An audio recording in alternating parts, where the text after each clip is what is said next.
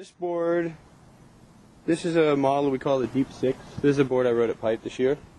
It's 5'11", and it's basically I was just trying to make a short board ride like a longer board. So I flattened the rocker, and I took the tail template basically from about here back is like a 6, I don't know, somewhere between a 6'8" and a 7'0", 6'10", something like that. So it's a pretty narrow tail.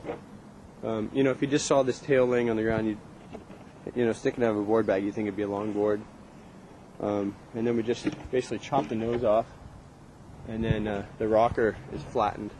It's a much straighter rocker overall. But basically, I just wanted to make a small board that felt real stiff, and you know, had less area, so I could just, you know, move the thing around where I wanted to. The other thing was we tried to hide some volume in the center. It's kind of a rounded, little bit of a rounded deck. It's probably about the thickness of my 610. So it's just putting certain design elements all together in a different way. You know, the flatter rocker. We've tended to go, on our shorter boards, go obviously more rocker over the years, so the boards are more maneuverable. So, you know, this is kind of what I see as the next step for me. You know, I don't know in the long run how well it translates or whatever, but you know, it seemed to work this time. This is really the first one we did. I designed this on the computer, then Al buffed it out, and I took it to Pipe.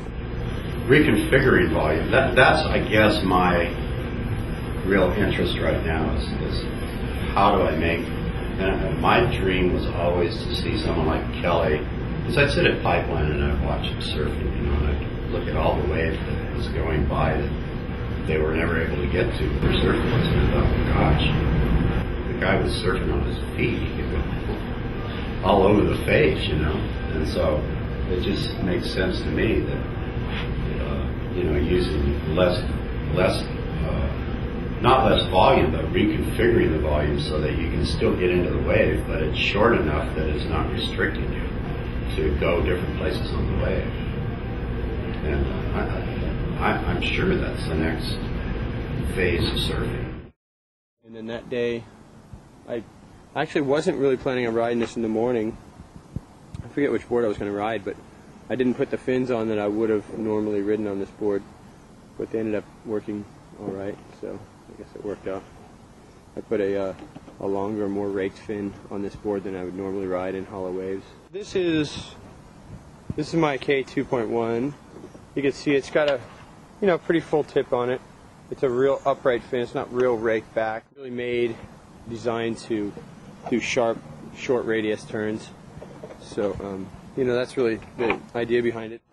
Even looking back now, I won Pipe, but I wished I had these fins in. I didn't have enough sets of them with me. So I always, in my thruster, I always use this back fin. I never change that back fin. And then depending on if the waves are more of a long wall, I'll ride my K3s, which is a more raked fin. And if it's a beach break or a hollow wave, I'll use these, which is just a more upright, short radius turn. So that's really the whole idea behind you know, my designs of fins. And because I always use the same back fin, I'm used to the feeling what it's going to do when I do a turn, you know, when I release. The idea between most any design you put in a board, whether you're shaping a board, making fins or whatever, you're going between control and maneuverability. Nothing's right or wrong, it's just what feels right to me.